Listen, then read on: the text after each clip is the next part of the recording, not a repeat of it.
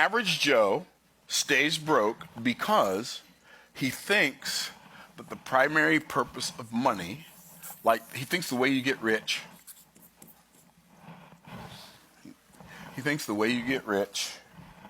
is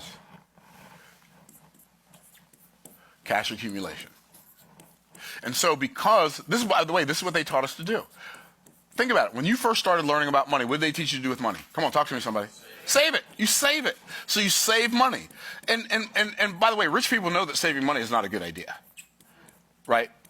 You don't, saving money, when you're saving money, you're saving something that's becoming worth less over time. If nothing hits it but inflation, it's becoming worth less over time, right? So you think of it as I want to have this big pool of money that I can go back and keep looking at, and as long as it's getting bigger, I'm getting richer. Well, I mean, that's okay, but it's better if you're not doing that, okay? So, but what if, instead of you viewing money as a pool to be viewed, instead of envisioning wealth as a big pool of money to be viewed, what if you looked at it as a tool to be used? So this is cash accumulation, right? And that's what most people think is wealth. But I submit to you, I would rather, I'm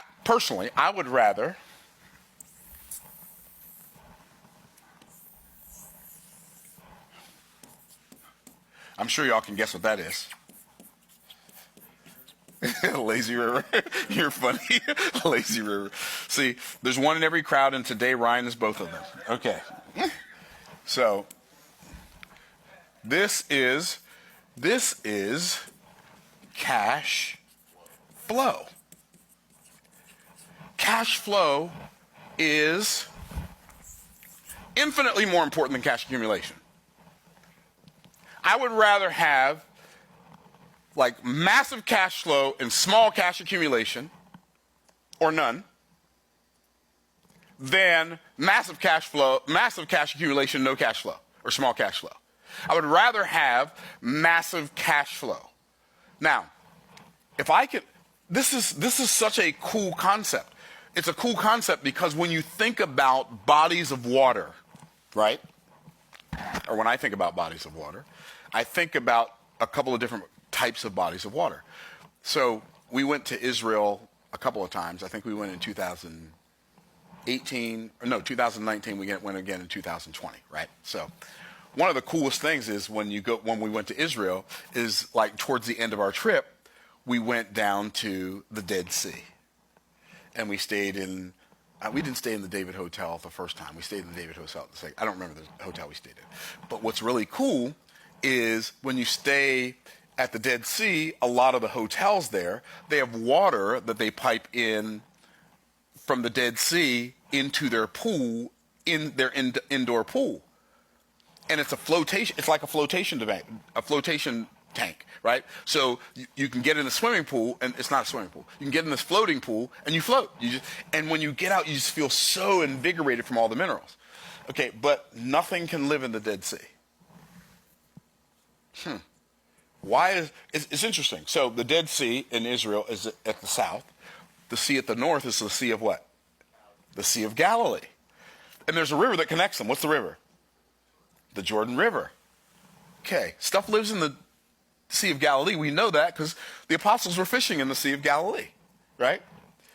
Stuff can live in the Jordan River, but nothing can live in the Dead Sea. Isn't that fascinating? Or am I just easily fascinated? Okay, probably a little bit of both. Okay, so why can't things live in the Dead Sea? Because the Dead Sea has inlets but no outlets. And that's why it's the Dead Sea. And I promise you, if your money has inlets and no outlets, your money is going to turn into a Dead Sea of cash accumulation. And I know a lot of people who have big cash accumulation, small cash flow, and they struggle financially. Why? Because all their money's tied up in a retirement account, or all their money's tied up for future use where they might or might not live long enough to use it. So cash flow is more valuable than cash accumulation. And if you can get cash flow and cash accumulation, that's better. But if I can figure out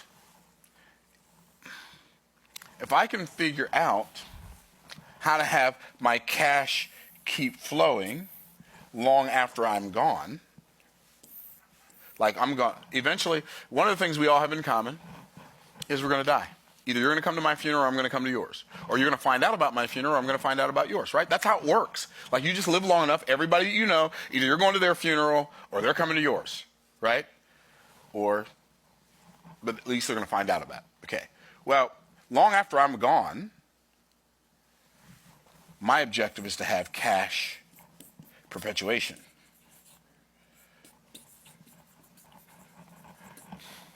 And my cash perpetuation is going to be determined by what I do with the cash flow and the cash accumulation while I'm still here.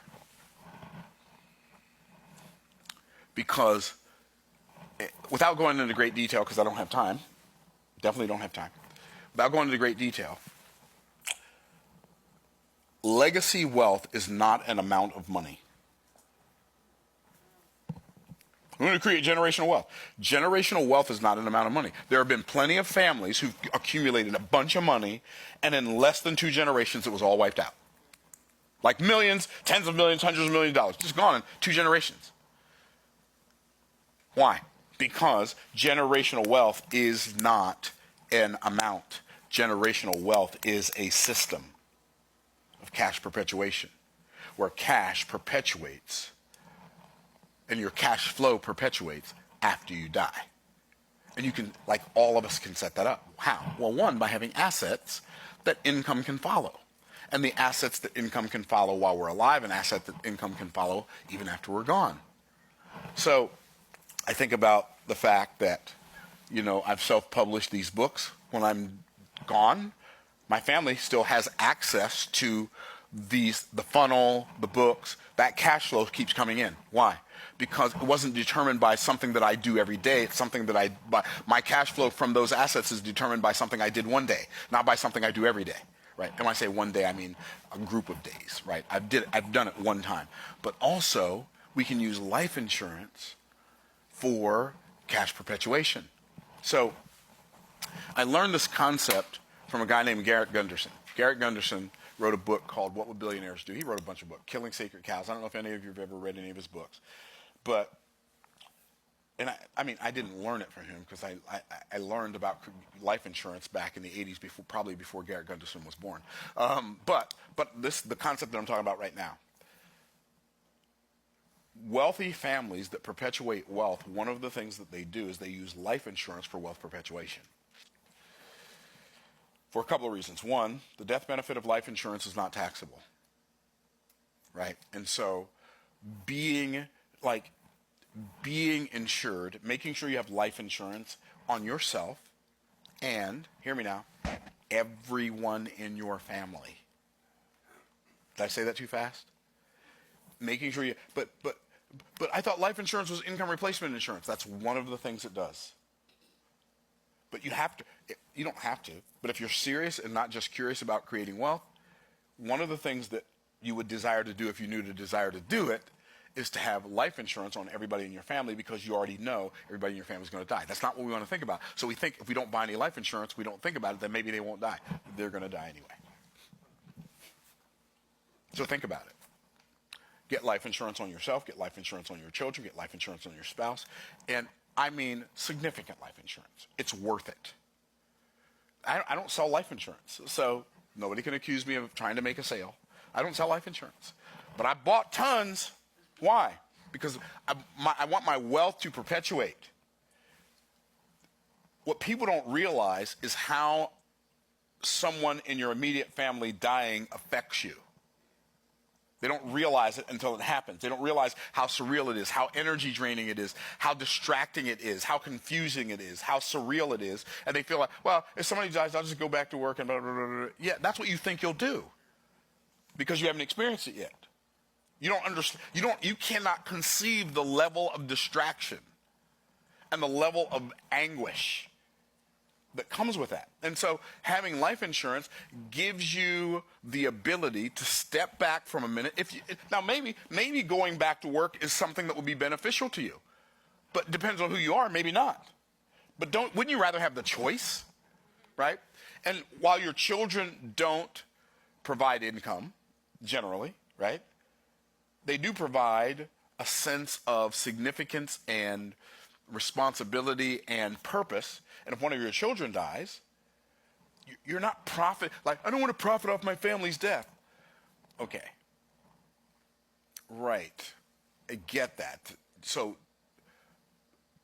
but you don't want to necessarily have to go back to work when your family needs you to be there with them to support them because your family member died, their family member died also. And if you're the strong one, they need you. Y'all picking up what I'm putting down? Yes, sir. Like, there are guys that have, like if you're a married man and you have a wife and children and you don't have life insurance, shame on you.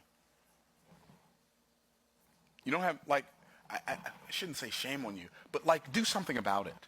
Like, if you don't have life insurance because I don't want my wife to have all this money and then she goes marry somebody else, blah, blah, blah, blah, and then this dude doesn't want my money. Okay, right. But you want her to have to go find somebody else because you didn't take care of her.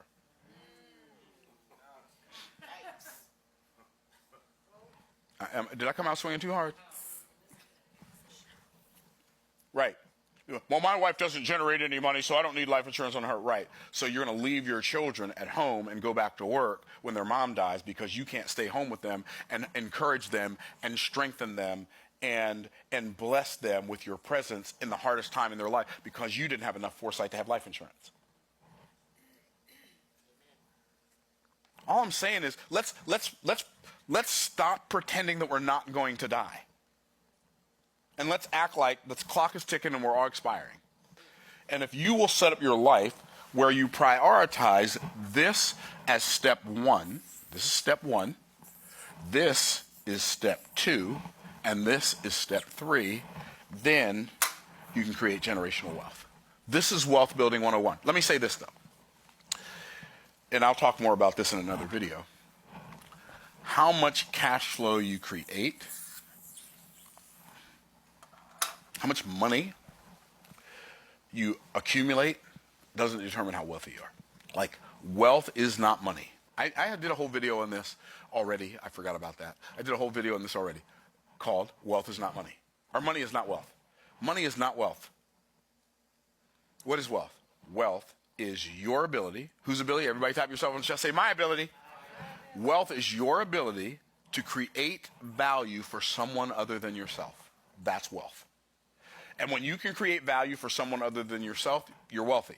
And when you can't create value for someone other than yourself, you're not wealthy. So this is my Wealth Building 101 video. Hopefully it'll help you in some way, shape, or form to make a decision to increase your cash flow and your and prepare your cash perpetuation. So eventually, when you accumulate a bunch of cash, it's not flushed down. So, by the way, let me say this. When I talk about cash perpetuation, it's not enough just to have life insurance and just to have assets.